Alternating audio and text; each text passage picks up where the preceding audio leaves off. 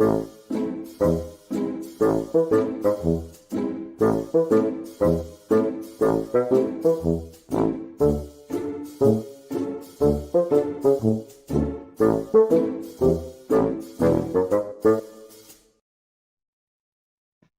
everybody. Whew.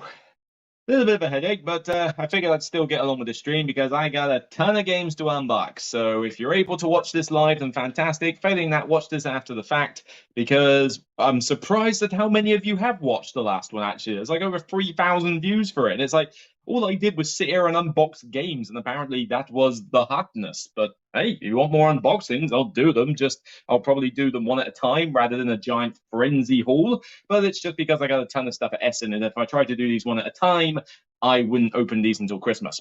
So it needs to be done. So let's hide the live video stream back there and get on with it. So, whew, like I say, little headache, but I should be fine. I feel a little bit better after eating a curry takeout, although I do feel slightly pregnant from it because it was quite a lot of curry. Righty, let's have a look. I've got all these games here. I'm happy to take requests. I'm not going to open these 11 expansion boxes, but I will open 11. So why don't we start off simple with, let's grab Solar Sphere. I'm sure Aiden's going to love this. Hey, Board Game Queens. I'm going to say I'm not like unboxing it and punching everything out and sticking it back in the box. I've already done that for the ones I did the other day. This is more just getting a rough idea of what's in the box. So Solar Sphere, it wasn't shrink wrapped. Linen finished rulebook. Ooh, this feels very nice. Very nice rulebook. Quite a fair bit in there, but hopefully not too difficult to learn. I played the other one, Solar Storm, and that was fairly straightforward. So a bunch of dice, lots of little bags. Bunch of orange tiles. This is definitely an orange. Ooh, I like this. All right, that rubbish bag is getting very full down there. But hey, dual recess boards. I'll take that. Yeah, nice. I'm not quite certain what everything on there means, but I'll take dual layer boards. I always like recess boards. They're one of my favorite types of components to get. A bunch of cards, fine, and the rest are kind of basic tokens. Although I do quite like the whole sort of Mars planet motif there. And Goatman. What is that? Goatman in space? It's kind of odd. It's a weird one. But yeah, everything else in here is fairly standard. I mean, you've got the pandemic cubes because literally everything must be pandemic cubes in these games. But yeah, orange tiles. This should be a pretty interesting game, but I have no idea what to expect, really. It was at the UK Games Expo in decent detail, but I never went to the Games Expo, so I missed out on that one, unfortunately. And the question is, can I get this all back in the box? I'm not entirely sure I can. Not without causing the lift. Come on, in you go. Somehow. Nope, this ain't working. Ah, there we go. All right, Solar Sphere. Nice and simple. It's kind of out there. It won't take me too long to box that one fully. All right, let's stick them down here. Okay, Doug, right. Well, you've requested Hamlet, being the only person in the chat. Maybe I'm doing the stream a little bit early because not a lot of people are available, but let's have a look at Hamlet then. Hamlet Founders Deluxe Edition. I did not back this because I completely didn't realize it was on. I think around the time, March, when it was on Kickstarter, what was it? Yeah, I think I just was taking a break from Kickstarter and I just didn't see it. Otherwise, for the price it was, I probably would have backed this. But it doesn't matter.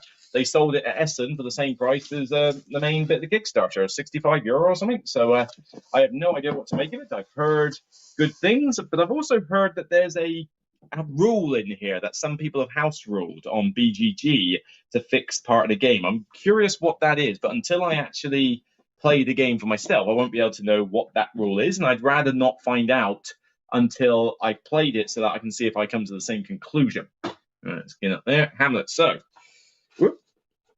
Oh, I thought that was the catalogue then for a minute. No, it's the actual rulebook. Fair enough.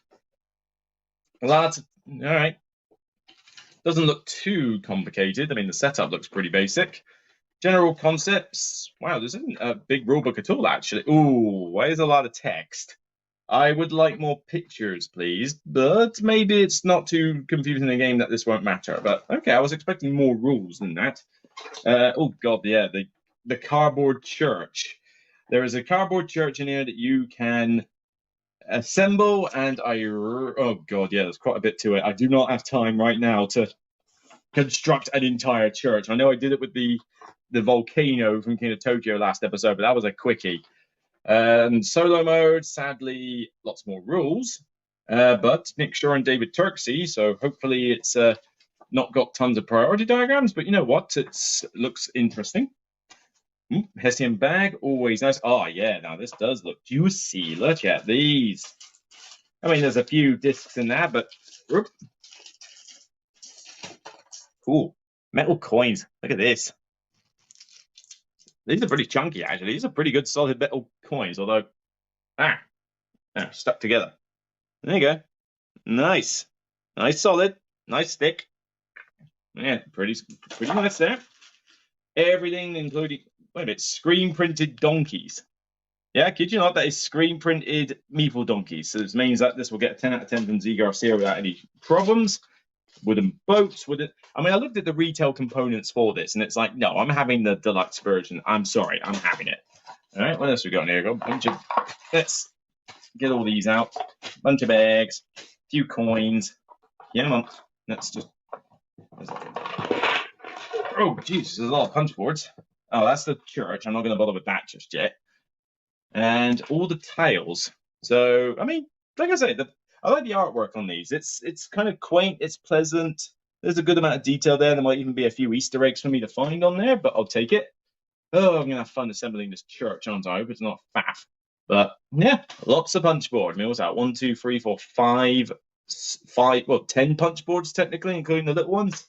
There's quite a bit for me to punch out, but yeah, I'm interested to see what this game does, because apart from some very basic rules of it, I don't actually know much about how it plays. So I'm very curious what it's got to offer. But yeah, for €65, I just thought for these components and that, it was a bit of a bargain, really. So we'll find out soon. But yeah, if you're getting the Founders Deluxe Edition like this one is, Founders Deluxe Edition, you're getting your money's worth out of the box, I believe. But should be pretty sweet. Right, what do we got? Hamlet. Okay, let's say an easy one. World Splitters. So this one's another one from Empress 4. So I've already looked at World Exchangers. That's because of the production problem. The current bid tile should be assembled with a cassette. Oh right. Yeah. Okay. So that's a little fix. Fine. That's just a postcard or something. All right. Fine. I don't need a postcard, but yeah, give me the actual components. So Rulebook. World Splitters, I know very little about this one. I've played World Exchangers, and I found that to be all right. But, you know, this one seems to be a bidding game with some area control. Again, doesn't look very complicated. I mean, there's not a huge amount of rules in the book, and this is one thing I like about Empress 4. They try to keep things relatively straightforward. I mean, that's a variant, which I'll probably never play. So I'm looking at 4 pages of rules, including the setup. You know, and that's just the map setup for different scenarios, it seems. So, you know what? Yeah, I'll take it. What have we got? Oh yeah, punch board maps. I hate anything that's made out of flimsy cardboard, but I'll take it. Ooh, these look nice. Basic punch board components there, but we do have some screen printed. Ooh, hello. Yeah. Screen printed workers. Every single one of these screen printed, and there's quite a few of them. So, you know what? Empress 4 are certainly stepping up their production quality, as well as obviously having good artwork on a lot of these things. But it should be... I'm curious to find out what this is. I mean, I'm usually quite excited to open Empress 4 stuff, because Empress 4 tends to be the one that gives me a lot of hidden gem games, much like Taiwan Board Design. I mean, I've got one called Vegetable Stock somewhere in the bag downstairs, which is, it was like literally recommended me for €9. And I thought, yeah, why not? All right, what else we got? What are you excited to open out of this lot?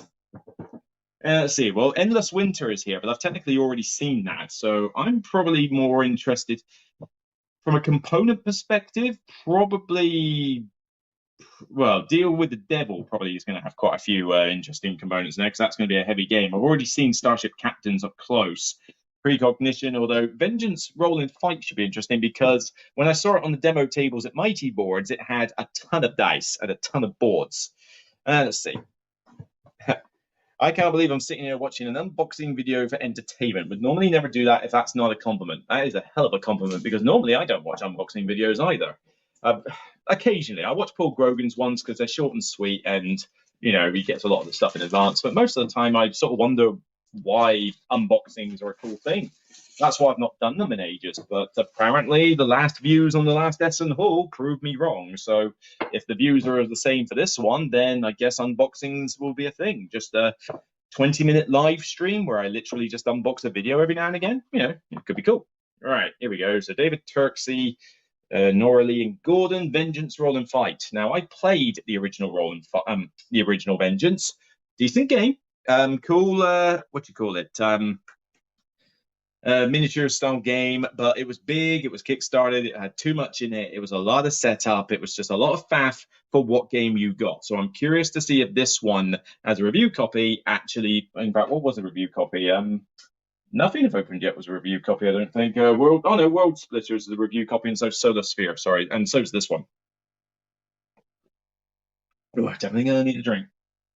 And the mint tea, because that's going to let my curry go now. All right, what do you got?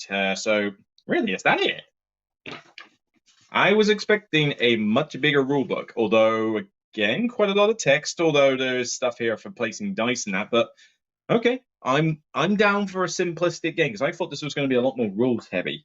So we got punch board with the various abilities, so they're nice, shiny, shiny plasticky because everything's got to be dry erase. So now you've got a bucket. Oh, Jesus Christ, you got a lot of these. So you got this can go up to 4 players, so everybody's got their own like dry erase board for training, health, loot, and items and stuff. I mean, this does look like it's retaining the theme of the original Vengeance. And then, everybody's got their own map. So you can basically say, well, I got map 1. I'm going in this dojo place. And I'm in, what am I in here? Food warehouse, like a kitchens or something, or garage maybe? Could be a garage because I can see tires everywhere. But this one looks like a, what would you call that? Garden, hotel, something like that. That's a laundromat. That's quite amusing. This has definitely got that Kill Bill vibe. And this looks like an office building. But I mean, there's a lot of symbols there, but I'm sure they'll make sense once I read the rules. But again, I mean, already you buy this box, and this is just episode 1. There's another one of these as well. And you get all of these boards in here. So decent amount of components. And yeah, there's as much dice as I saw on the table.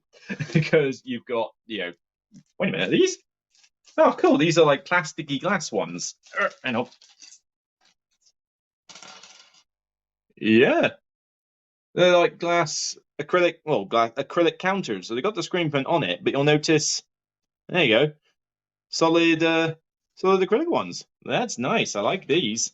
Cool. I'd like to see more of these in games. Thank you. A bunch of cards just for the things. Your usual dry erase pen. Vengeance, Roll and Fight. Works for me. But look at this. That's a lot of dice. That is a lot of dice. And that's just for 4 of us. Wow. Yeah, a lot of custom dice. I'm not going to have a problem chucking these around, but yeah, that's not a bad production, actually. I mean, dry erase pens, some cards, all those dice, and all these boards. And I'm probably going to be playing this solo more than I am multiplayer, frankly. But yeah, I'm interested to see how this one turns out, actually. This one's gone up in my estimations. David Turksey as well. Should be a pretty good solo mode. So yeah, I'm intrigued on this one. What have we got in the chat? Miriam would like to see 11. I just spent 2 hours punching out Caverna and Terra Mystica big box. Yeah, that would have taken you some time. In fact, I've got the Caverna expansion over there. I've still got to unbox, actually. I'm really enjoying your top 100 games. Looking forward to 10 through 1. I have to ask, I can't place your accent. I grew up in Somerset, Taunton, UK, Southwest, so I do have the farmer accent still. And hello, Marcus. Right, so 11 was requested. Okay, fine. Well, I'm not going to unbox these things because basically when I got the review copy for 11, it was a case of, well, which ones of these do you want on the side? And I said I didn't want every single one because I won't have the capacity to review them all. So I said, give me a solo one and anything else that is just more stuff, not more rules. So this one just gives you more stadium stuff. So that's not going to be any extra rules. And this one just gives you some event cards. Event cards are easy enough to throw in any game, so it doesn't really matter. But I did definitely want the solo expansion. So, I needed to at least have all the solo stuff I could get because was it 14 new solo scenarios tied together by an overarching. It would be tied together in a campaign, but maybe I can just play a solo scenario on its own, and that would be good because that's probably the main way I'm looking to play this game. And yes, you can play it with up to 4 players, but when I thought of this, I just thought, why do I get the feeling this is going to be more of a solo game than a multiplayer game? But I'm intrigued to do this, and I don't even like football. I mean, I'll play 5-a-side for charity's sake or whatever, but I don't like Premiership football. I don't watch football. I don't support a team. At most, I will at least give a thumbs up to women's football because it should be a bit more prominent than it is. But yeah, I mean, I don't normally like football, but the idea of managing a football team seems pretty cool. But we'll leave those to the side because there's not going to be much in those. But that's on Maran's request. Aha. When is enough enough? When you actually have the willpower to say enough is enough, because sadly, I'll say enough is enough at times, and then my willpower fades, and then the devil on my shoulder basically says, do it, do it, do it. All right, 11. Whoa, oh, blimey, this is already trying to bulge. I've actually bought an insert for this as well. The Portal had MDF inserts for sale, and I thought, I'm buying those 3 things. And this, there's a lot of tokens of different types and cards. I need the insert, and the insert does look pretty sweet. So we'll go with it. All right, 11. So, blimey, that is a big thick. That is a thick rulebook. That is all. Oh Christ! All right, player aid. Okay, I'm glad that you put a player aid in here, but I kind of need the player aid separate in front of me. I don't need it in the back of the book. That sort of defeats the purpose of a player aid, but it's better than nothing. It's better than nothing. So, normal solo game, additional rules. Oh, God, blimey, end of the game. There's a decent, I mean, it's big font. So it's a huge rule book, but it is big font. And there's a decent amount, there's a decent amount of pictures. So, and there's not even a huge amount of text. So I guess that the rule book is bigger than it needs to be. But it does look like it's covering the basics. And we'll just have to see if the rule book's easy to understand. Because as much as I like a few Portal games, I mean, what have I got here? Detective, Robinson Crusoe, and First Martians are still on the shelf, and Predaporte. The rule books have not usually been the best. So I'm kind of hoping that this will be an easier rule book to understand. I mean, otherwise you will hear me rant about this in the review. But yeah, thick rule book. I'm trying to downsize my 500 game collection. Heck. I mean, I've got these shelves here. I've got one in the other room that you see me doing my other videos in. I got one downstairs.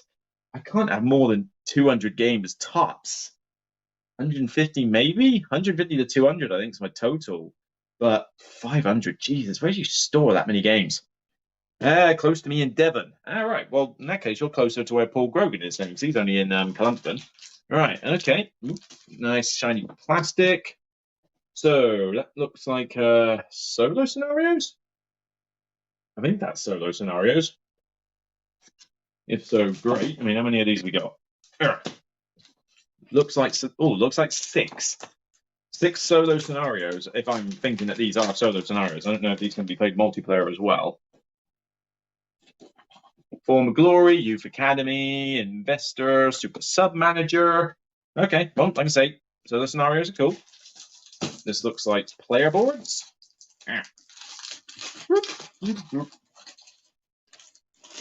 So Ignati's a very big football fan. I mean, he likes football, he supports football, he even plays a bit of football, I think, time to time. I remember going to Portal Con and he had to go to a football match on one day. So, yeah, he likes his football. Whoop, okay. Ooh.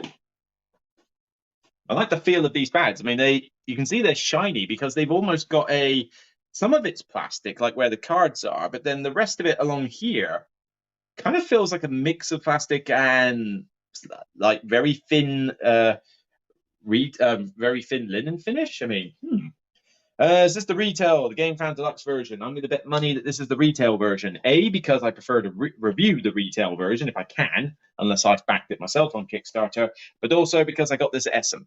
So I would imagine at Essen they just had the retail version. So I don't know what the deluxe version had, but I'm going to review it based on a I mean, did the deluxe version give you physical wood rather than plastic boards? I don't know, but I mean, this looks decent enough for a retail version, honestly. I wonder what you actually got in the deluxe version, frankly. Maybe a few miniatures that you don't need. Okay, basic stadium stuff, the t-shirts for the teams and the various football stuff. Okay, I'll punch them another time. And then still more in there. Cool. Oh, you're getting your money's worth. I'll give you that. Blimey. You were disappointed with the player boards. Okay, they're not. Yeah, they're bendy, but they're going to stay on the table. And at the end of the day, if it keeps the cost down, because let's face it, they give you a bucket load of wooden counters of different sizes. They give you multiple colored dice, including some custom ones, a few cubes, nobody cares. Score pad, the board, but then you've also got quite a few cards. Look at this. It's like insane amount of cards. Board meetings, the scout reports, the different football cards, or the little ones, or the different players. So there's a Ribeiro, body check bonus, and all that lot. You'll gain a decent amount of your money. Oh, just the looks. Okay. Yeah, it's not exactly a looker, but if it's functional, I'll take it. But yeah, there's a lot of stuff in here. A lot of stuff to get through in the late future. Or free punch boards, loads of cards, multiple scenarios, 4 player boards, 4 match boards, 4 stadiums per person, 6 solo scenarios, a giant rulebook, and that's just the retail box version of 11. That's not even including the free little mini expansions I got down there. I am definitely going to need to build that insert that I got down there for this. Whew. But yeah, money's worth. Let's hope this is, well, I previewed this about a year and a half ago or something like that. So, it was good, but it needed some fixes. And I know that at least one of those fixes has been done for the speed of the matches that you had. It's quicker to do the matches, apparently, than it was before. We'll find out when I do a full review. Vanessa, just popping on to say hi, can't stick around or else I'll never get out of work. That's fine. Make sure you get home, eat some dinner and stuff like that, but nice for you to say hi. I'm expecting a few less people on this because there was quite a lot of people watching before, but then I did the stream quite late in the UK and it gave the US more time to get home. Doing it at 8 o'clock probably means that we're only talking 3 o'clock for the US, which means some of you could be at work. But no, say, watch it live, watch it after the fact. I just want to unbox these games and just provide a little bit of entertainment for everybody who can watch, regardless of when they do it. All right. Precognition. Now, this was, I think, one of my most, anticipated games. I talked about this on Paul's preview. I've talked about it on my previews. I am very hyped for this game. Please don't disappoint because I've heard mixed feelings from various consumers, but no reviews, but just people who have played it. But Ludonauts do some fun stuff, but sometimes they do okay stuff. But this card system in here really has me excited. This dual card system. Not to mention, when I saw it on the tables in their press room, it's a looker. It definitely is a looker. They've got the components. They've got, really nice artwork boards for your arcs, and it's even got the picture of the thing on the back of it there. So it kind of reminds me a little bit of Abyss, actually. But nice punch boards there. Got more punch boards here. So that's the other side of your ship where you've got asymmetric rooms that you can use. So there's a decent amount of variety in the game. More. There's a lot of punch out boards. Okay, fair enough. You're getting your money's worth. Rulebook. Why is it all in? Oh dear. Okay. Oh dear. She's given me a French version. This is the only rulebook in the box, and it's all in French, unless I have missed something catastrophically obvious here. No, indeed, I have a French version of the game. Now, as far as I can tell, the cards are language independent. So what have we got? A bunch of meeples. All right, let's have a look. Who cares about looking at football when you can watch a football game unboxed? I was going to say, yeah, I don't like watching football. All right, let's have a look. Please tell me this is language independent. So, all right, so you got the cards with nice artwork, really gorgeous artwork. But yes, I seem to remember that there was no text. So this is language independent. So if I print out the rules, I can still play the game. Just double check. We'll open this pack up as well because I just want to make certain. I'll have to get in touch with a man on the lady I spoke to at Essen and ask her to send me a English rulebook in the future, because I won't be able to, even if I don't like the game, I won't be able to donate it to DICE if it's in French. Well, I suppose I could because I could just print out the rules, but now I'm sure they can send me an English rulebook. So that's fine. No text, no text, no text, no text, no text. Right. Okay. So cool. We are fine on the card front. None of the cards have text. So all I gotta do is just print out a rulebook, which is annoying because it's not the smallest rulebook in the world. But yeah, there's only so much I can do with French. And no, James, I'm not learning French. No, I mean, I can at least tell just how many pictures and text there is. A fair amount of text, but I mean, there's enough picture examples that I'm seeing here. It's not meant to be a complicated game.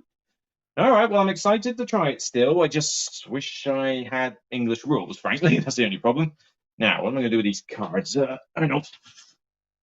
Got some spare baggies over here. Pop in there.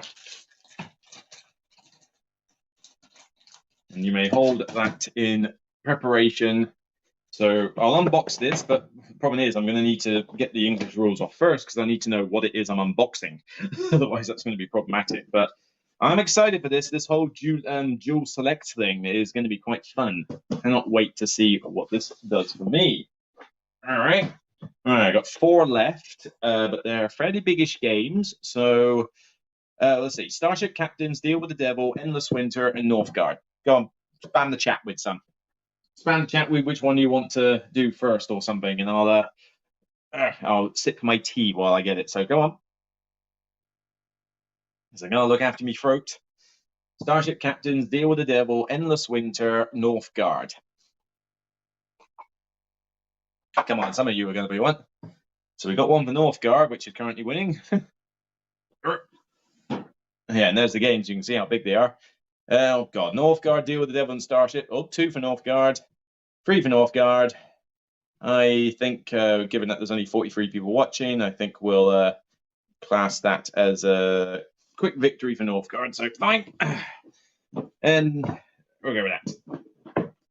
Now, this one I don't know a lot about because I've never played the computer game it's apparently based on. But I forget his name, sorry, but I'm mind blanking. But the chap who operates Studio H, very nice guy, knows my channel and that. Caught me unawares at Essen and sort of set up a meeting between us. And he talked to me about a couple of games they had on the track. He showed me this, and he gave me a copy of it. So it's like, oh, that's nice. Because I know nothing of the computer game or whatever it is, but when I looked at it up close, I thought, okay, an interesting little 4X game. This could be fun. The deluxe version they had there looked gorgeous, but a bit expensive. But this is the retail version, I believe. So let's see if it looks as good here, because they had painted miniatures, and obviously I won't have that. Northgard, Uncharted Lands. So pretty sizable rulebook, but good artwork. Oof, there's a lot of text. That's a lot of text. Now, there's a lot of pictures. Oh, that's just a module. Oh, okay. So, all right. So that's all to do with creatures, and this is a module. So I don't even have to put those in the box. So what? So this is the last of the main rules. Again, a lot of text. But then it seems to vary as to whether there's a lot of text or not. But I mean, this doesn't look too bad. But there's a lot of bullet points for how they're doing the rules here. So I hope the rule book's not too complicated. Move action, build action, recruit action. Oh God, gameplay. It's a lot of text. There's going to be a little bit less on the text front, but all right. But sizable rule book, and I like the artwork. All right, what else we got here? Couple of, is that 2 punch boards or is that just 1 punch? That's just 1 punch board. Yeah, nice and thick. Every token is that thick with these. That's pretty solid quality. Although the next punch board is a bit thinner. Yeah, that one's a little bit thick. What do you mean you need to get me an unboxing knife? I mean, my kitchen paring knife is just fine. All I need is a sharp object. What do we got then? So Okay, so normal tokens, nothing special on that note. Wow. Okay, good insert. I'll give that. I mean, I don't know where half the stuff's meant to go. I mean, what have I got? I got tiny little, oh yeah, tiny little miniatures there and those. Let's have a look at these.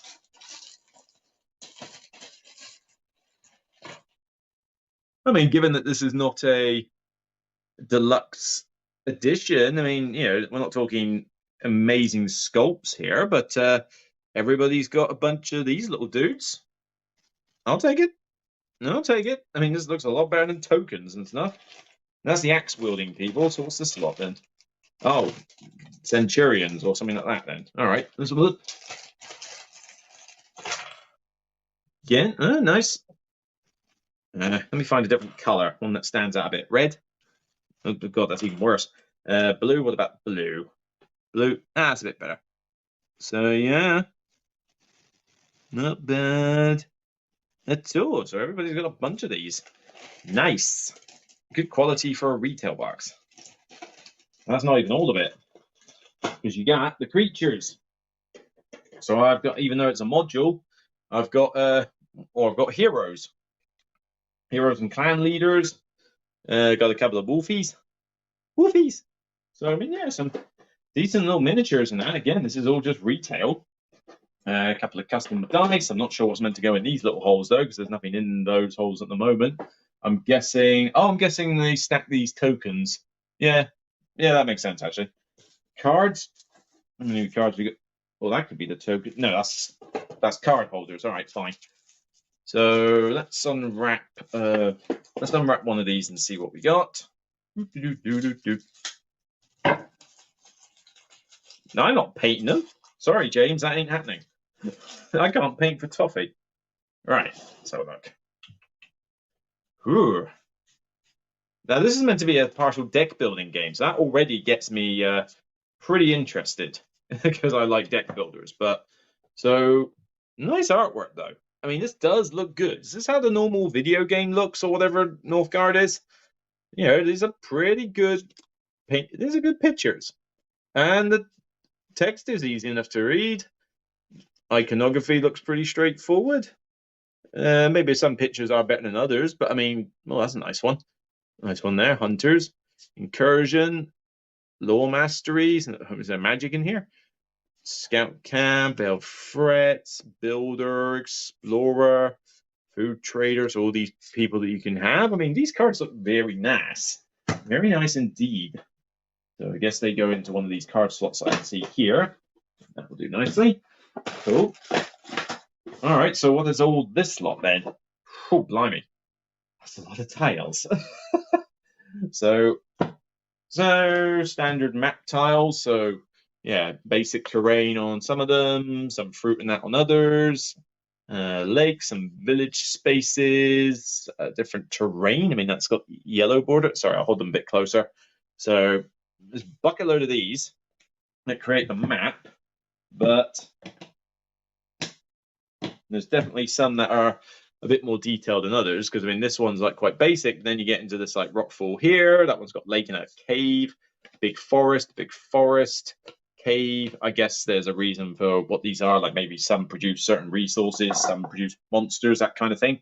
But yeah, I mean, this is a good production quality. I forget how much this cost at Essen though for the, because it was 100 and something for the deluxe version. I guess this must have been probably a good 70 odd euro, I would imagine. I can't imagine it being any cheaper than 70 euro. So not the cheapest game by far, but I mean, you're getting pretty decent quality for a retail version. So anybody who backed the Kickstarter is going to get better than this, and it's going to look absolutely gorgeous. Tony, will you are they two-sided? No, they got the back there. So nope, I don't see any double-sided stuff there. Nope. They've all got this backing, but to be honest, there is as many tiles as the height of this box, so there's plenty enough there, I think. Will you cull to accommodate space for new Essen games, or culling is out? You just prefer to expand? No, I cannot expand. I've already expanded by putting the shelf downstairs. I cannot expand anymore, so it's got to go on top of a shelf. Ideally, not on top of the calyxes up here because they have accessories and other stuff, but They got to fit in the shelves, or or something has to go. Now, I have some space on some of these shelves, not necessarily in this room, but in the other room, there's some gaps, and there's some gaps downstairs because of recent stuff I have culled. So that won't be too bad. I also am not opposed to putting games on top of the shelf downstairs because no accessories are going on top of that shelf. Now, that one's got too many because it's got Sentinels and Takinoko and various other bits on there. This is obviously like what we got over there. Mansions of Madness, Lord of the Rings, and Arkham Horror LCG cases. These two, at some point, I might have to put these on eBay or something because I mean that is all the legendary games I've got, and that is Eldritch Horror and Arkham Horror Second Edition. There, I don't know when I'm ever going to play them again, but they're massive boxes. I mean, they're going to have to be a pickup from people if anyone does buy them, and even then, how much do I charge for that? I have no idea. But if they were to go, that would be a lot of space freed up for other stuff. So I'm definitely going to have to contemplate that. But we'll see. And definitely local pickup only. There's no way I'm posting that. All right. Okay. So Northgard looks pretty sweet. I mean, BlackRock and Hachette Games, they've done some cool stuff, and so Studio H 2022. So this is a 2022 game. So definitely I want to give this one a look and see if it can, because like I say, 2022 has kind of sucked a bit up until Essen. So Essen is hopefully the savior of the list. By higher shelves, I see a lot of white wall there.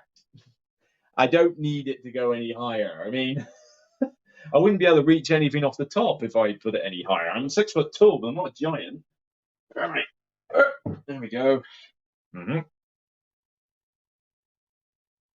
I love these new cup holders I got this thing now. As I say, this mug holders. So it can hold mugs of tea nicely. I mean, this one it can hold just fine, but anything with a big handle it can hold. But what it does do very nicely is that it holds, my dimple pint glass, which I'm glad. I don't even know where I got this from. I bet you I nicked it from a pub at some point, but I do love me my dimple glass when I've got a cider. Righty, okie dokie. What's this? I put one big shelf around all one room, 40 centimeters down from the ceiling. Like I say, I wouldn't be able to reach it easily. That's not going to happen. Righty, let's see. What did we have back there? So we had lots of Northgard, Deal, and Starship, and everything else got one vote. So Endless Winter is going to be last at this rate. So just because Starship happens to be the next one there. Oh, Peter, let's see what you got. All that. Come on.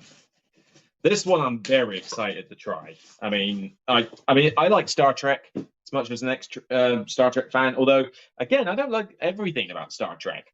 I can't really watch the original series. I love Next Generation. I love Voyager. Didn't really get into Deep Space Nine, which I know infuriates a lot of Trekkies. Didn't like Enterprise. I quite like Discovery, but Discovery needed half a season to get better. Season 1, when they go into their mirror universe thing, it started getting better. Season 2, it really jumped up, and season 3 in that since have been pretty solid. Writing not perfect, but the characters have been cool. And Orville, seriously, I might as well class Orville as Star Trek. The Orville series is so underrated. It is fantastic, that series. Just bear with it for the first part of season 1. It tries to do a bit too much of its humor, and it doesn't always work, but it's still a charming series. As all the seasons went on, Orville realized that it needed to do less of the humor and more of the drama, and every season is better than the previous one. By the end of season 3, it's just stellar writing. It's so good. And, Strange New Worlds. Really like Strange New Worlds as well. I was thinking that was actually going to be a bit of a write-off, but no, the characters in it are cool. The guy who plays Pike is whimsically charming. And Spock is great as well. And I definitely have a thing for what's her name? What's her name? Nurse something. Nurse something. I can't remember her name. Somebody in the chat. The one that they fancy. The hot nurse. I forgot what it is, but yeah, that nurse is she is lovely. I love her. It's definitely got a thing for her. And no, Picard was terrible. Picard was terrible. The writing in Picard is so bad. This is what happens when you let your actors try and help out with the writing. Oh, both seasons of that were just so bad. And then, I mean, I know they've got the third season with the original cast. Oh, please don't butcher my fan favorites. Ah, that's it. Nurse Chapel. Nurse Chapel. So nice, Nurse Chapel. All right. Okay. Starship captains. Anyway, back to the plot. What have we got there? So, all right. Well, rule summary. Again, I would like a separate rule summary, please, but never mind. Maybe there's some rule summaries in here. Ah, here we go. Round overview. All right. So, okay, we got some separate reference aids. Solo rules, which they kind of put in last minute. Epilogue. Oh, that's just a bunch of random rules. Okay, what we got here then? Lots of blue. But the rulebook looks pretty good. I mean, not a huge amount of text to read and lots of pictorial examples. That's what I like to see. And to be fair, I'll give Czech Game Editions credit, actually. One thing that Czech Game Editions do very well, other than make good games and make really good thematic games, is they tend to make some pretty good rulebooks. I've never really had a problem with any Czech Game Edition rulebooks. I mean, Lost Ruins of Arnak was a near perfect rulebook. It's like it's so easy to understand the game from that. So hopefully these will be as well. What have we got there? So for round overview sheets, advertising for Lost Ruins of Arnak, Galaxy Trucker, which I hate, and Codenames Family, whatever. That's advertising bump. I don't need that. All right, score pad, fine. All right, what do we got here? So that's all right. I think that's a player board. Yeah, because I think you put like your tools and stuff out on there, and there's several of them in here. Or maybe that's actually not for players. Maybe this is actually for. Oh, it's a punch board bit. Right, cool. So special ship. So these are all separate boards except for this one, which folds out. Okay. I can't tell the difference between any of these, but they've all got different symbols on them, but we'll see. That's not the highlight, I'm sure. Right, here we go. Let's have a look at these. So we got big starships. Nice. Whoop. Is that supposed to be two separate starships? Oh, it punches out. So let's try and punch this out. This is a weird sheet. Whoop. Punch out the little triangle numbers, whatever it is on here as well. Just get it out of the way so I can chuck this away. Right, so nothing there. Cool. So punch those out, punch that out. Oh, blimey. So, and then those I assume get punched out and are discarded. That folds over, and oh yeah, that folds over and creates your sheet. Although, I mean, am I supposed to stick this down, or is it just like that? I mean, I don't mind if it's like that because it's not like it's gonna flop open anytime soon. But yeah, cool starship, and there's a starship for everybody. So yeah, this is already invoking the theme. Miniatures. Again, these aren't meant to be insane sculpts or anything, but it's got your classic cadet there. So here, I captain. Nice. All right, no, but these are quite nice plasticky, plastic little minis. Nothing stellar, and it looks like they've represented both genders as well. I can see female captains with a bushy hair, almost a bit like Uhura's type of hairstyle. But then I can also see male cadets as well, so they've represented both sides. Nice. Some special dude. What the hell is this guy? Oh, little androids. Yeah, little androids. Let's get a couple of those out and show you. Whoop. It's little rings. Not sure what they are, but that's apparently that looks like an android. Whoop. There's a good place to put it. There we go. So nice there. Going to be interesting to cover that. That came from the starship. That is to assemble something, I'm sure. Right, so what do we got then? Cards.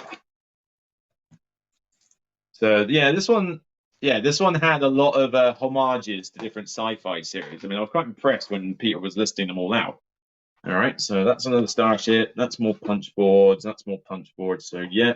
Oh no, no stickers. No, anything but stickers. I hate stickers. Please tell me I don't have to put this on very much. I mean, that looks like the only sticker sheet in there, but I hate stickers. Hate stickers. All right, what have we got here? So that's the board. Yeah, that's it. Cartoony artwork, nice and basic. All the different planets. Again, this is meant to be a kind of Star Trek parody game, so you know, definitely up for this.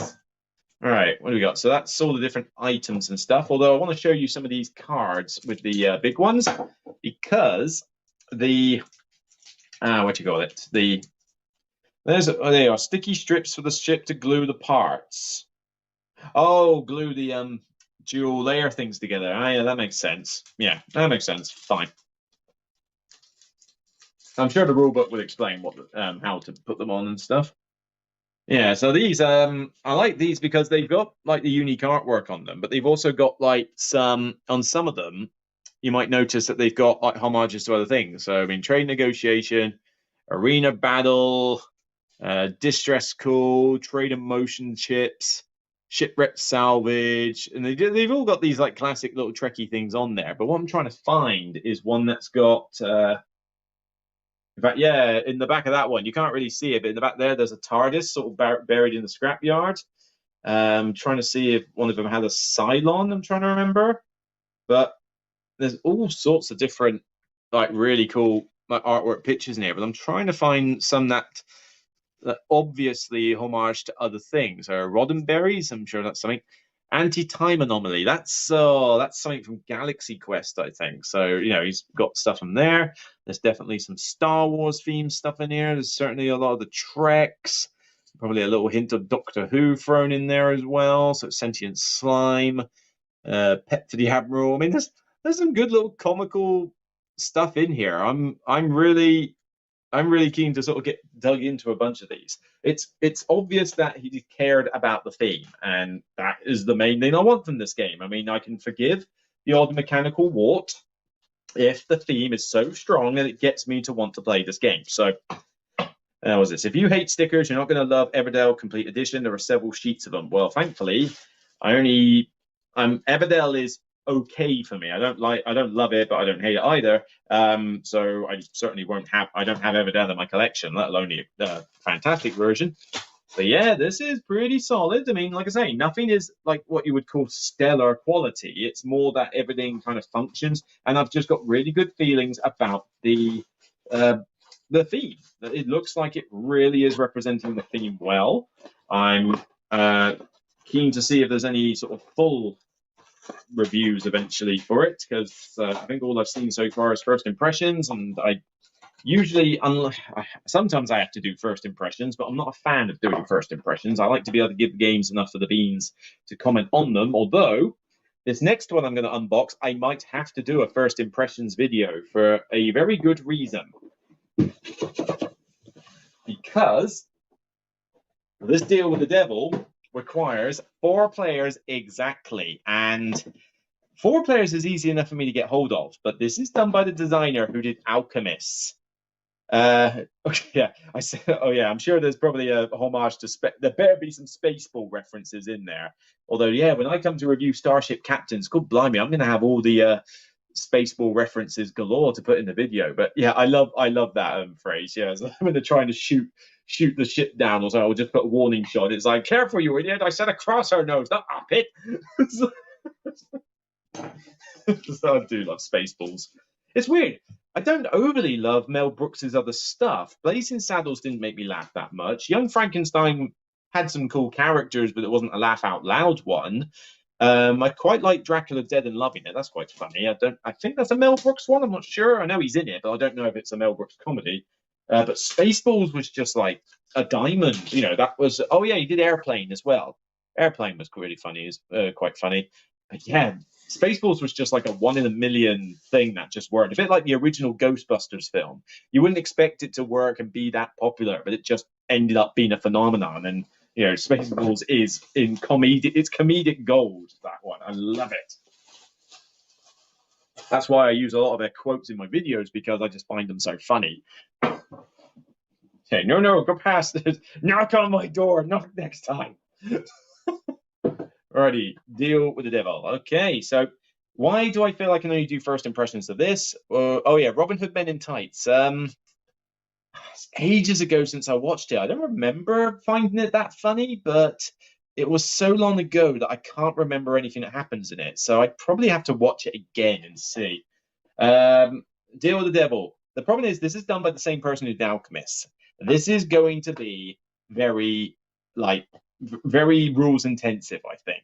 It's going to be a bit more of a complex game. I mean, you can look at Paul Grogan's plane and his tutorial video, and it looks like a complex game. It needs an app, which everyone needs to download.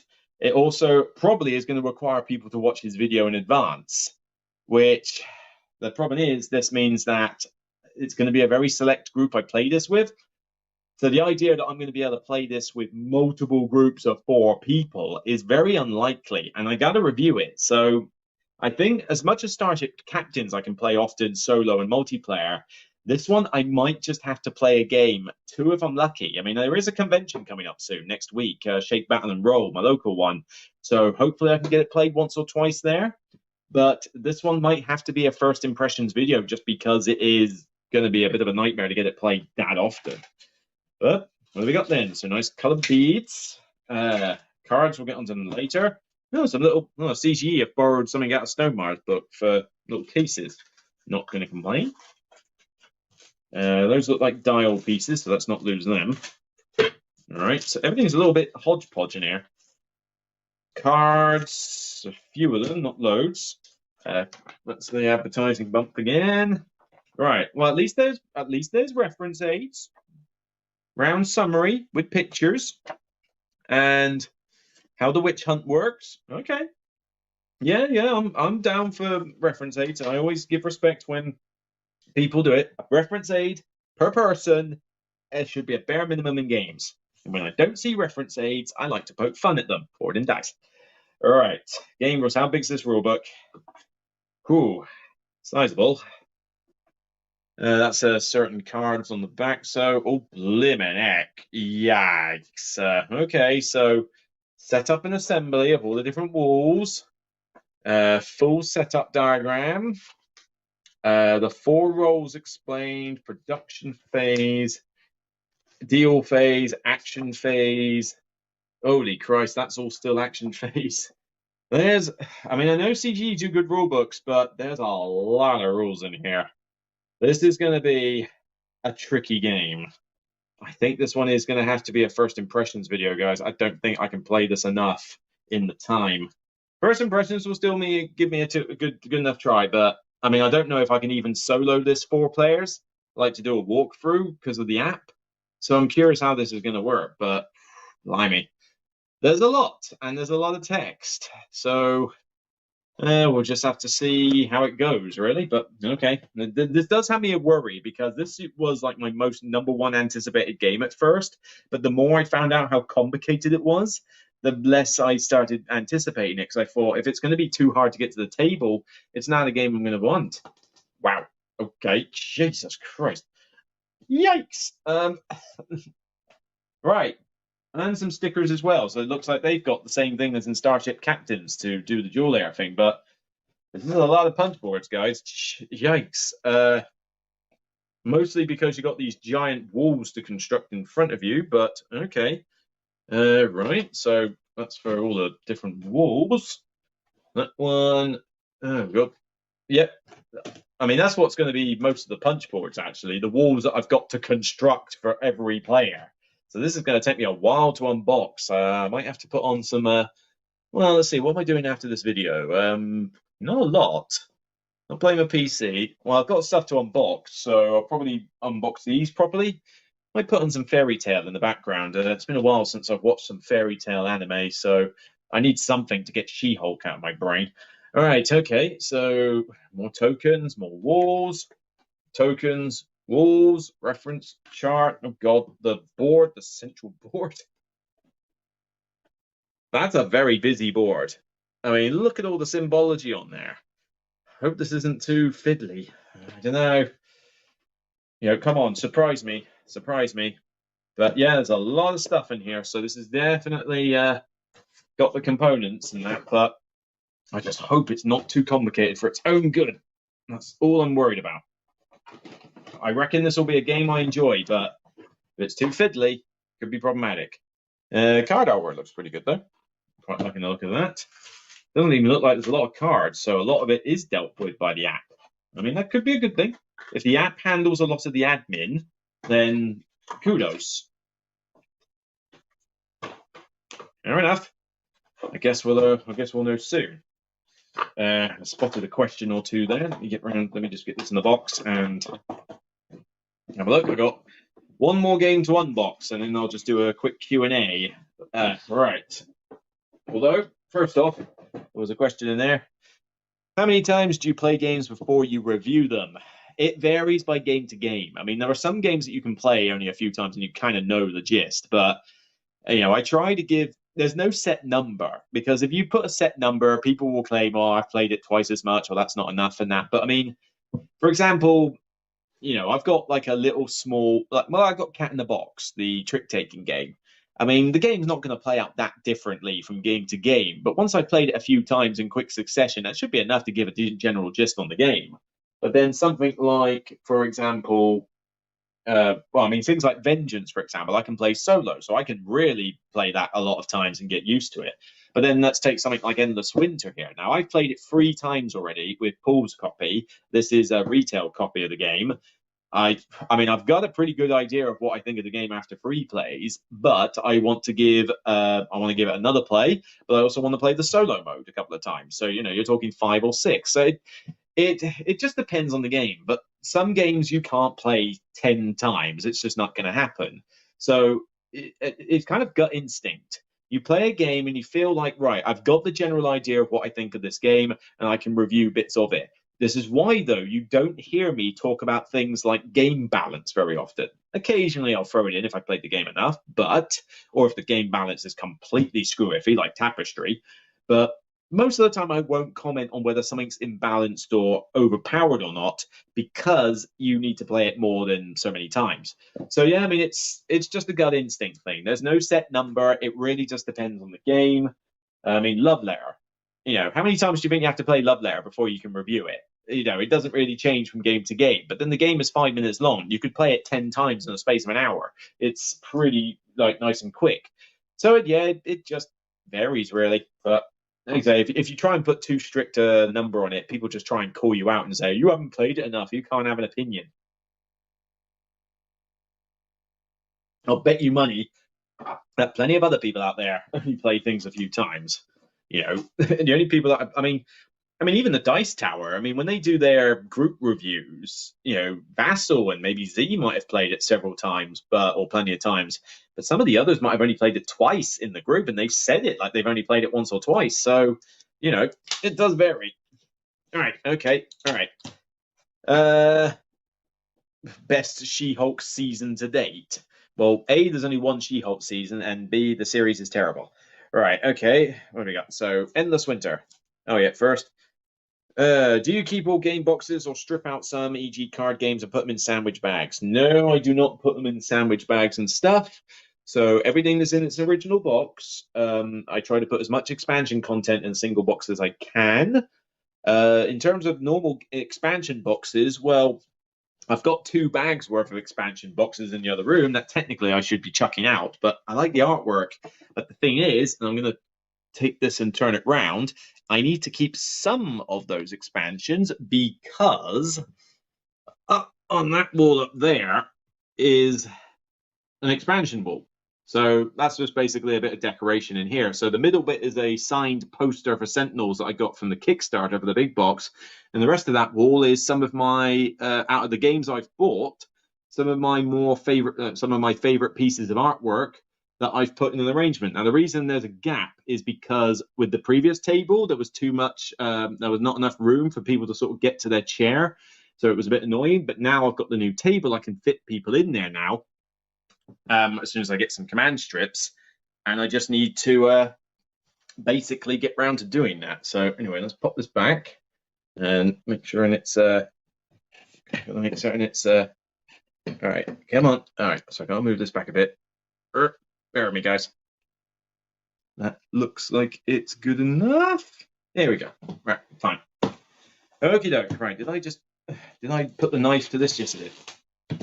So I kind of already know what's in Endless Winter because I've already played it 3 times. But I'm curious to see what modules are in this because I don't have the expansions to review. This is purely going to be a review of the base game.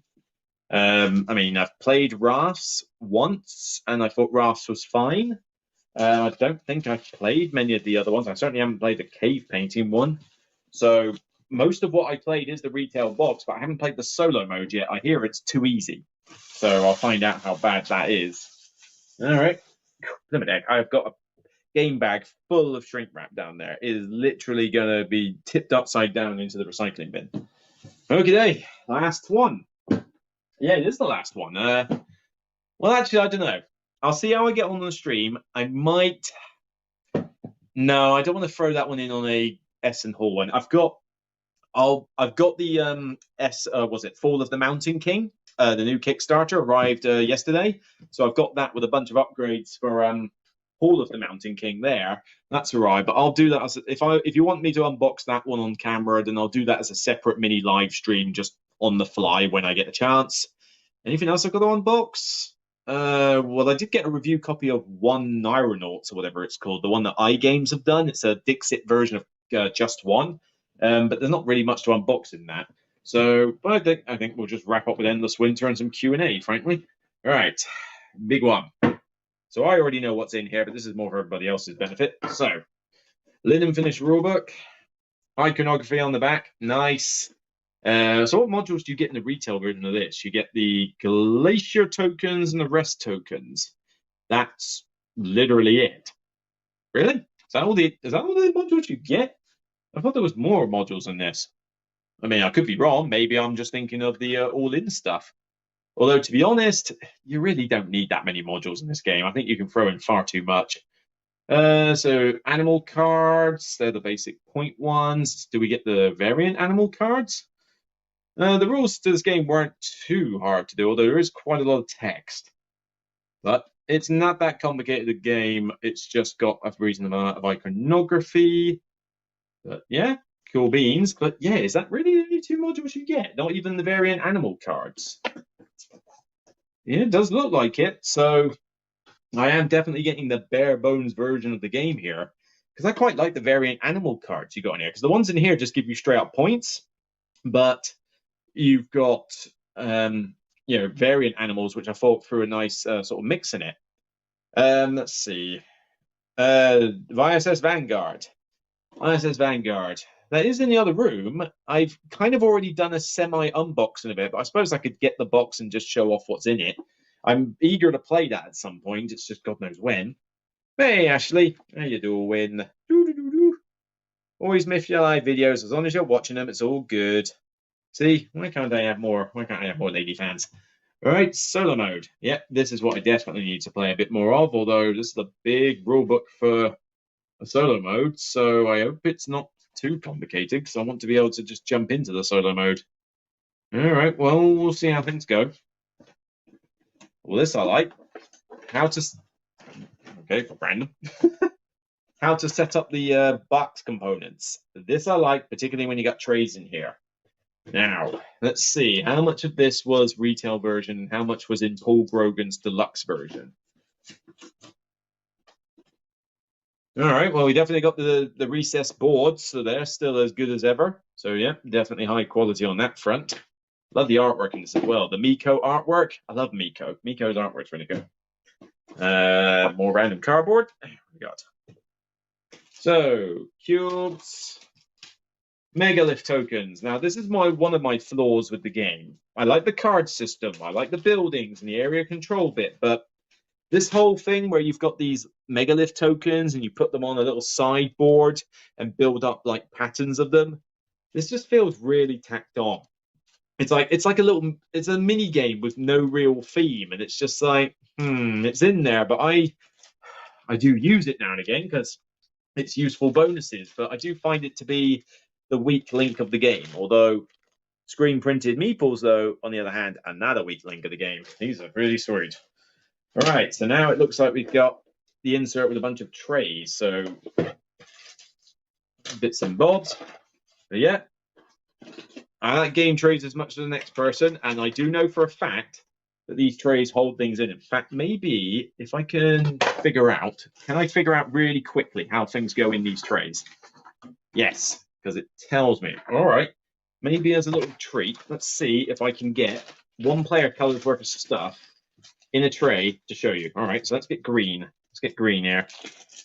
Because when these trays are put together, they are very, very nice. Urgh.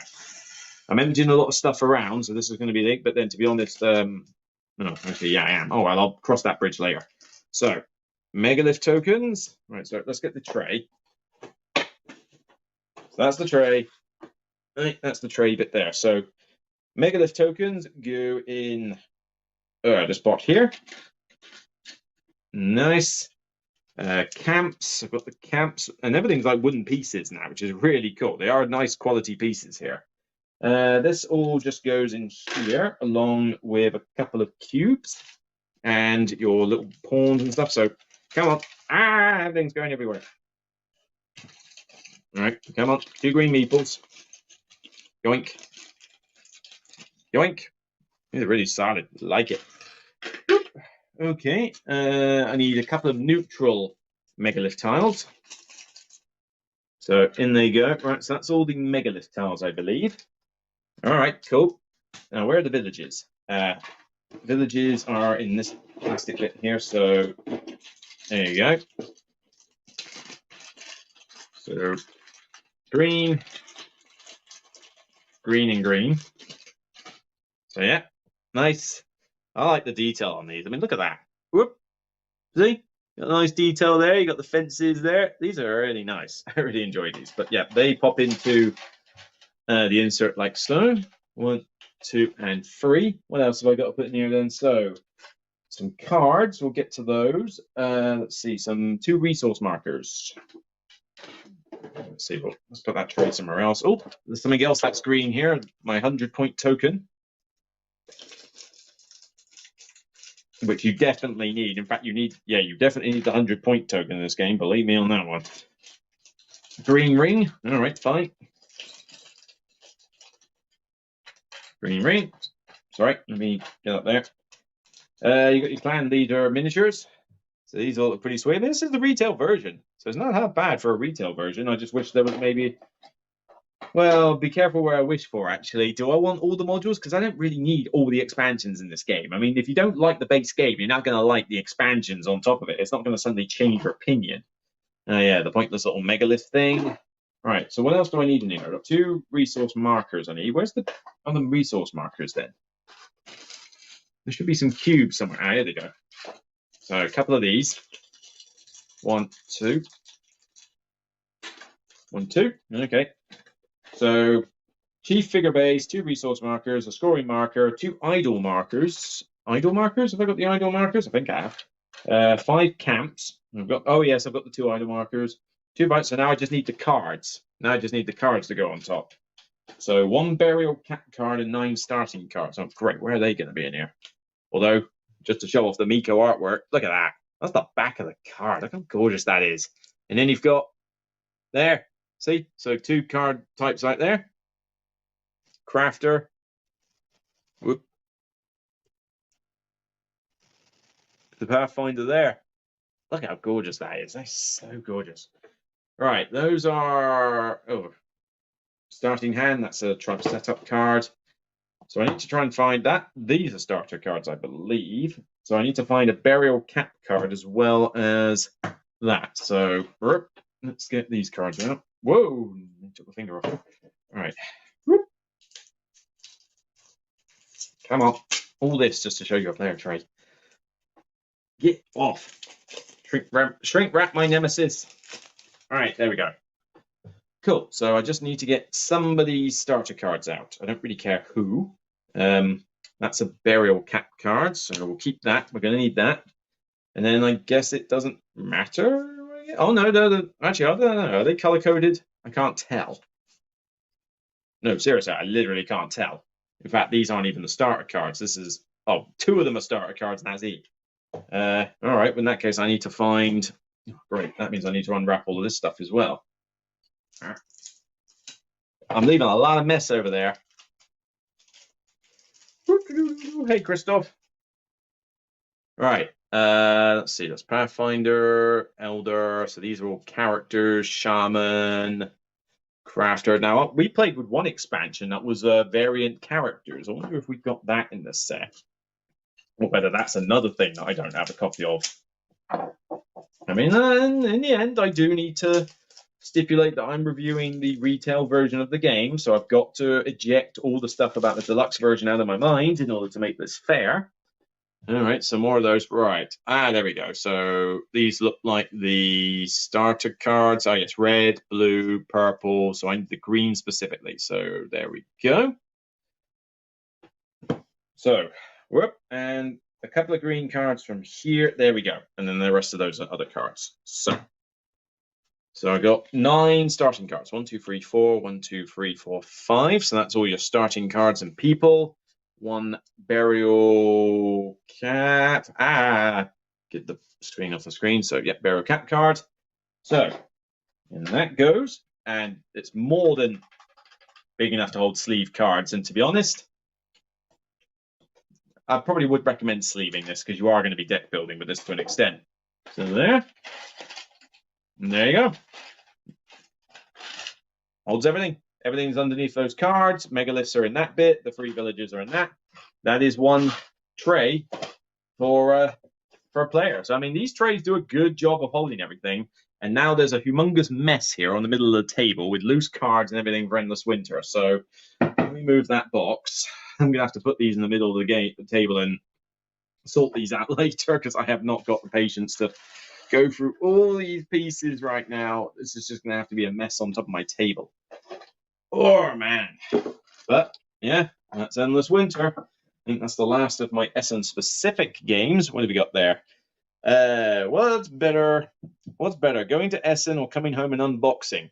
Well, going to Essen is obviously better than unboxing. I mean, unboxing is nice and all, but it's a chore. It's still something I have to do. I mean, I've had to do a lot of unboxing for those other games, not to mention finish it up with neatening them up, because you've just seen a glimpse of these games. I've still got to actually go through them and, you know, sleeve if necessary, sort them out into trays like that one, you know, so there's quite a bit to do. But then that's the advantage of being able to watch anime on or stuff on Disney Plus or something. I can just watch it on the tablet and while doing it in the background. All right. Now, bear with me a second, because one of you did ask about ISS Vanguard. If it's in the other room, bear with me one sec. Just call this an intermission for a sec. Right.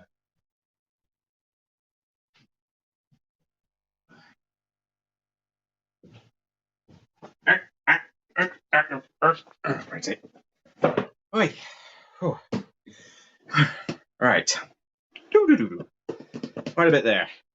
Do I normally cull some games after a haul like this? Typically, yes. I mean, the thing is that I don't know how many of these I'm going to keep, because a lot of these, whether I bought them myself with my own cash or Patreon help, or whether I've got them as review copies, I still need to review them.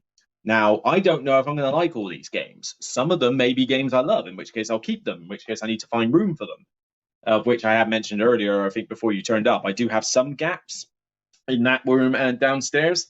So I do have some space for some games, but it depends on the publisher and that. But these big ones can sit on top of the shelf downstairs, so that's not too bad. But yeah, I do usually have to make some room to get these games in. But sometimes I might play some of these review copies and go, they're cool, they're just not keepers. In which case, you know, they're, you know, usually sort of you know, some of them go to Dice Portsmouth, and some of them are just, you know, sold cheap locally to my local gaming club, you know, so, you know, so that people can have other copies of games. And usually even then, that's only the ones I've bought in my own pocket. So, you know, to recoup the funds of the channel. So, yeah, there's, you know, not all of these I'll keep. I mean, the stuff over there on the other side of the table, I've got Lacrimosa, War of the Ring, Banner Festival, Flamecraft, and Ottawa.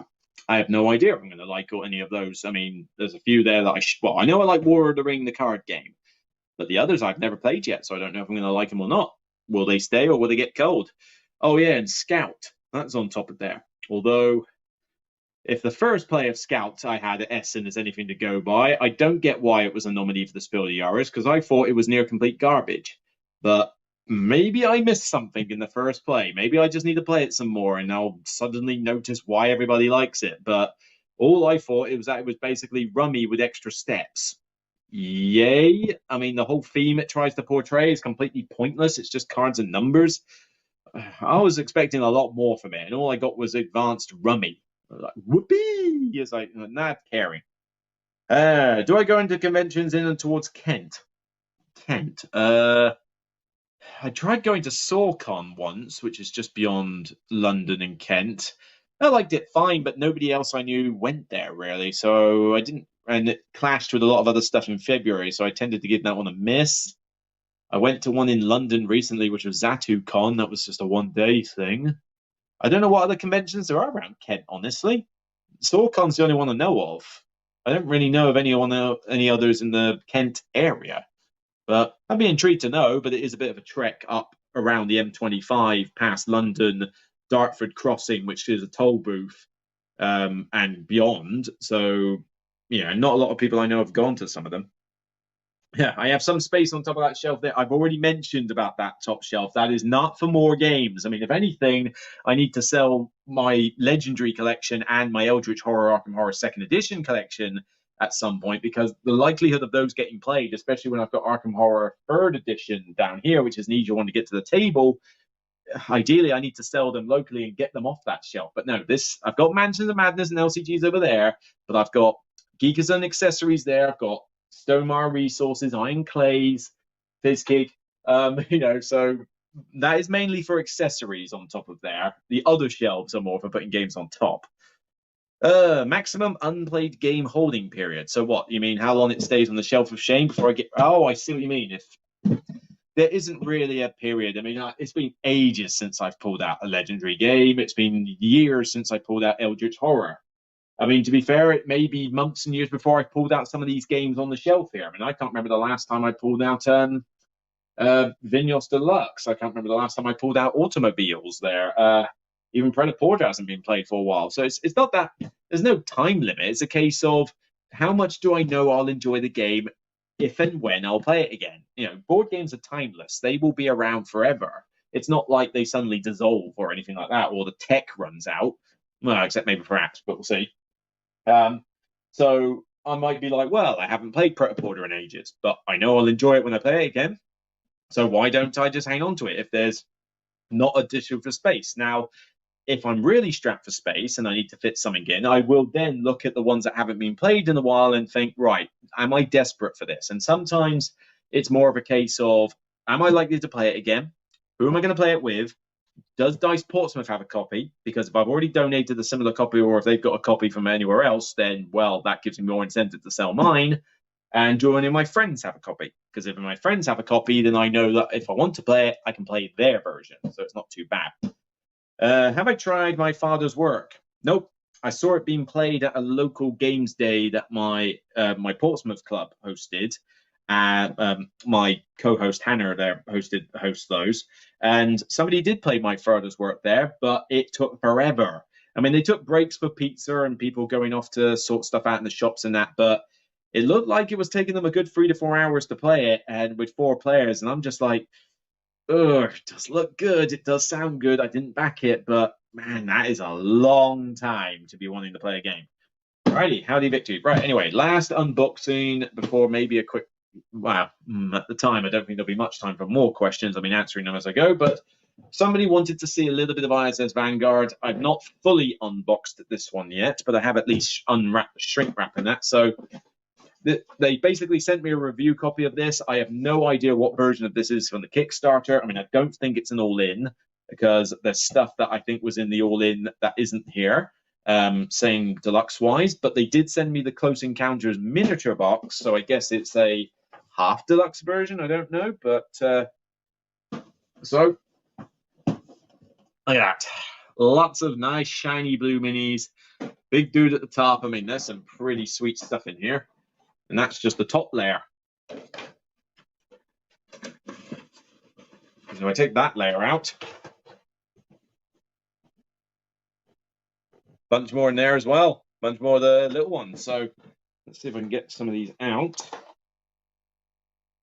Nice These minis do look fantastic, I gotta admit. I do love Awakened Realms' minis. Move over, cool mini or not. My god, it is Awakened Realms. You know, some really nice stuff here. Cool looking ships. I really want to see what this one's like. Like, who pilots? I mean, is this even a ship? I don't know. Looks cool though. Looks like kind of reminds me of the Reavers from Firefly. Actually, they always had like junky, spiky ships and all that lot. All right, and of course, big giant miniatures here. Whoop, there we go. So whatever the hell that is, it's like I don't know what it is, but I'm not sure I want to encounter it anytime soon. It's like wow, these miniatures just look amazing. I mean, this game is definitely one that I regret not backing. Because the more I heard about it, the more I'm like, yeah, maybe I should have actually. I think it was at a time when it was like there was so many expensive Kickstarters that I just had to say, you know what, I don't need another campaign game. But it's Awakened Realms. I mean, Efferfields is the only thing they've released that I've been disappointed in. Tainted Grail requires some house rules, but I do love Tainted Grail, and Kings of Ruin sounds better. Well, is better because I've previewed it. This looks pretty sweet. And what else is Awakened Realms? Oh yeah, and Frostpunk.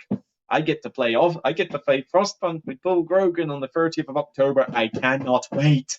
And Paul put in a nice word for me at God bless his soul. He put in a good word for me at Glass Cannon Unplugged. And in early November, when the ships arrive, I'm expecting to get a review copy of Frostpunk. Cannot wait for Frostpunk. Oathsworn. Yeah, I got Oathsworn in fact, I'm doing an Oathsworn review very soon. I've just got to play one more scenario, I think, in Oathsworn, and then I think I'm ready to review that one properly. So, and I am a little overdue to get that review out. They do want me to get it done this month, preferably. So, I will certainly be looking to get Oathsworn reviewed very soon. Not as a detailed review, because I think I'm doing away with detailed formats because they just take too much effort, they're too much work, and they just frankly don't get any more views than just literally sitting at the table with a bunch of components and talking at the camera. I mean, this is an unboxing live of me just randomly talking and unboxing games, and it gets more views than some of my reviews do. So I had to decide that the detailed format just wasn't worth it and just go with my format I've been using at the moment, which I'm not going to call Express Reviews. It's going to get renamed to Reviews. So it's just going to be straight up reviews. And then they'll take as long as they take. But I'll try to separate solo mode from the multiplayer whenever possible. So, all right. Where do I put this? Fine. Yeah, I know Frostpunk's not Awakened Realms. It's Glass Cannon Unplugged, I think the name of the publisher is. So I got personnel files, the usual side story missions and that. I'm not that fussed about that. Got the rulebook, which is a big rulebook, but I have heard that the tutorial in this is fantastic. And bearing in mind that Paul Grogan himself has had a hand in developing this rulebook and that. So I'm confident that he will see me through to be able to learn this game. But yeah, Planetopia. I mean, I don't know if this is spoiling anything, because frankly, I don't know what it's doing. But yeah, massive spiral bound thing here. Do not open this giant envelope until instructed. I have not done so. Let's put those there for a minute. System maps. I mean, look at this artwork. Look at this. The amount of detail that's gone into this game is ridiculous. That looks like a comic book. Operations book. Logbook. Yeah, giant logbook full of story paragraphs and that. I haven't even got to the models and that yet. That's just books. I mean, look, you've got a ring binder in here. It gives you a bloody ring binder. Christ. It is insane. I haven't fully set up the ring binder yet, though. As I say, I've pretty much just unboxed this thing, and that's about it. So I haven't had a chance to sort it out yet. So I'll get round to that eventually. I'm probably going to do it when I first play it. Right, well, miniatures, I mean, there's more. So you like the miniatures we had before? Have even more. Have even more fantastic looking miniatures. We have a few characters as well. Nice. Look at these things. These are just nice. We've got dual layer boards. Dual layer boards, always good for your various classes. I can't get much else more out of here without removing half of the stuff. because I don't want the rest of my aftermath of this episode to be reboxing this. So, like I say, I have not actually properly unboxed this, but I mean, there is trays there, which presumably are for players. There's a smorgasbord of cards in here, which I have not even unwrapped. I mean, I got this shortly before I went to Essen, so I really didn't have the time pre-Essen to unbox this. But you can see that there is a ton of content in here. It is kind of ridiculous how much there is in here. I mean, it is going to be it's going to be solid fun to play when I get it. I'm sure it's going to be great, but, well, I'm sure. I hope it's going to be great. That's kind of what I want. But question is now, can I fit everything back in here? Because I'm not confident I can. All right. Spiral bound book. Nope, I'm sure I'm going to have issues trying to get this all back in the box. Was that even meant to go in there? Was that meant to go in above? I can't even remember how I packed this now. Thanks, guys. Nope. I'm guessing the ring binder comes up. No, the ring binder does have to go in there. So what else goes in there then? More books, I guess. Oh yeah, the log books. That was meant to go in there. All right, so log books. Sheets. All right, fine. So presumably I can put that over there now. Nope. I can't remember how to store this. It's all your fault, everybody. I blame you lot. Arrgh. How did this go in? Does not compute.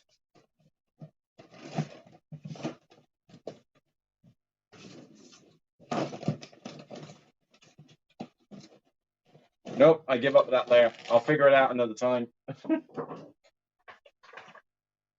I just want to get the lid on this box and put this away. So I will figure out how to put this on later. But that's to say, I mean, there's instructions on the side for how things go in here, but I just can't be bothered to. Look at it for now. So that's all right, John. DUI'd it, but yeah, I mean, there are instructions on the side of the box to, get it back in. I just couldn't be bothered to read them right now. Whew. So yeah, I think that's it. I mean, Fall of the Mountain King I'll do another time, but everything else is unboxed. That is all of it. So last couple of things. Paul Grogan might have single-handedly changed. Yes, he has. I mean, I've chatted with Paul. I know what he does for Awaken to an extent, but and they could probably do with giving him more review copies, frankly, in advance. But yeah, the rulebook reputation for Awaken Realms was pretty shoddy. The fact that he's got involved with this might have saved this game, because I think the previous rulebook might have been pretty horrendous, but his works made it a lot better. Did I get Federation? No, I've heard that name, but I don't really know anything about Federation. No, I did not late pledge ISS Vanguard. This is a review copy, so I've got this and the miniatures from Awaken Realms, so I need to do a full review of this. Leave it and watch this video later. And have I tried game design? No, I just have not got I've not got the skill or patience to do board game design. I already work as a tax manager. I have a job. It pays the bucks. It pays for my house to live alone in my house with the games, and a TV and all that lot requires me to have that day job. So no, board game design would not get me the bucks. But yeah. So yeah. Well, no, I'll make this a regular thing. I'm not gonna plan them. I'm just pretty much going to say one night that I feel like unboxing something, and I'm just going to put it up live in advance, like an hour or so in advance, or maybe even only 30 minutes. It depends. I'll do it via StreamYard like I'm doing here, and I'll just basically grab a game and unbox it as I get it new. So yeah, Fall of the Mountain King is definitely one I'll unbox at some point very soon. But other content to come. There's the top 100 will finish tomorrow, officially finish tomorrow. I mean, with the exception of an Aftermath live stream, I'm thinking of doing a Q&A/analysis of my top 100, like a short stream at some point. That will follow after the fact, but the official list will finish tomorrow evening. So tomorrow evening, Friday, evening my time, the top 10 of the top 100 is going to air. It's already rendered, it's already edited, it's already ready. I just need to air it, and I want to air it on Friday. So that is happening. So I'm glad that you lot were enjoying that one, and it'll be good to see the back end of that for a little bit. What am I most eager to play? Out of all this lot. Well, tomorrow, let's see. I mean, I played Horizons on Wednesday, along with a little bit of Cat in the Box, but I had to write that play off because I didn't really understand what I was doing. I'm really eager to play Tribes of the Wind. I'm hoping to get that played tomorrow alongside Woodcraft. Now, that depends on how soon we finish Woodcraft, but if we've got enough time, I would like to get Tribes of the Wind played as well, because that looks pretty sweet. Out of everything you've seen here today, Precognition is definitely one I really want to get played, but the fact that I'm stuck with French rules is a bit of an annoyance, so I'm going to have to print those out tomorrow at work first. Vengeance Roll and Fight could be pretty sweet. Looking forward to Hamlet. Hamlet's definitely one to really look forward to. Already played Endless Winter, so I kind of know what to expect. Obviously, I'm looking forward to Vanguard. I mean, Flamecraft. To be honest, I'm looking forward to. It's hard to say what I'm most eager to play. I'm eager to play a bunch of these. I've already done the kid in the candy store thing of getting a bunch of games that I want to play and either review or give first impressions depending on whether I've actually signed up to do a review or not. I mean, I've got to do a full review of this. I've got to do a full review of Endless Winter. I've got to do a full review of Precognition, 11, Vengeance, Roll and Fight, Solar Sphere, and World Splitters. I mean, that's most of the things I've just unboxed were review copies. But for example, I bought Hamlet, and I bought Ottawa, and I bought War of the Ring, the card game, and I bought Lacrimosa. So I mean, those I'm hoping to at least do first impressions on, if not reviews. But they're not as high priority as the ones where I've actually said I'll do a review for. And of course, it depends on whether people want to know about them. I mean, is anybody really desperate for me to review Banner? Oh no, that's a Lucky Duck Games. I do have to review that one. But then I'm sure if I say, is anyone desperate for me to review any of these games, somebody will come out and say, I really want you to review War of the Ring, the card game. I want you to review Ottawa. So it's just going to be a thing, really. But I think it's just a case of priorities. If I've signed up to do a review, they will probably get done first before the others. Unless, I've got Shake, Battle and Roll next weekend, 3 days of gaming. And we've got GridCon, Paul Grogan's Patreon, GridCon in November. So I've got 2 little mini conventions coming up where I can play the snot out of some of these games that I haven't already. So it should be pretty cool. Are you getting Weather Machine? No, I played it last year at GridCon, Paul's GridCon last year, and I liked it, but I didn't love it. I thought the theme was completely, barely there, really. I mean, compared to some of the other games, it just felt like such a disconnected theme, and it was okay. I mean, I didn't dislike it, but I just found it another Vital Lacerda game. I didn't really get much else from it. So I don't prefer it to any of the 4 there. So I got rid of On Mars for a similar reason. Weather Machine, I just didn't bother with. But my friend has backed it. My friend enjoyed it more than I did, so he's backed it. So if I want to play it, I'll just play his copy.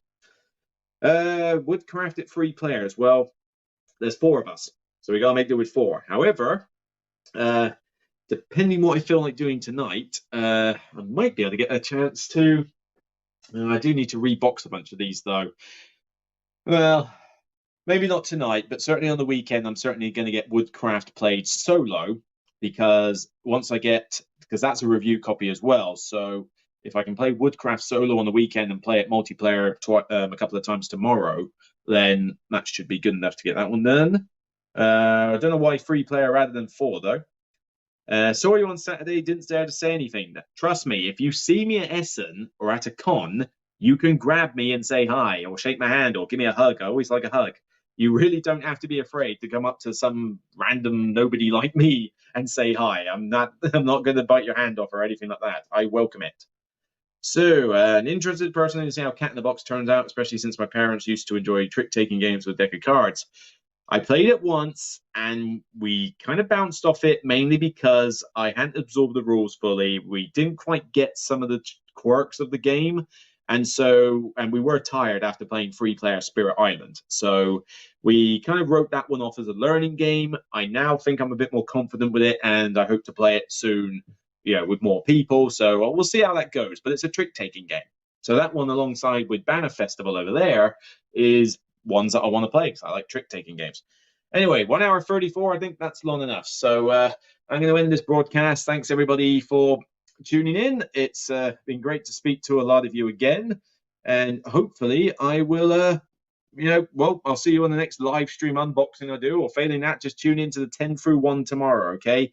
I don't know when it's going to air exactly, but tomorrow evening, my time, we will have the 10 through 1. So tune in then. Anyway, take care. I'll see you on the next Broken People review. Remember, it's only a game. Bye for now. I love you all. Thanks for joining me throughout this whole Essen trip. It's been a blast. So take care, everyone. Bye-bye.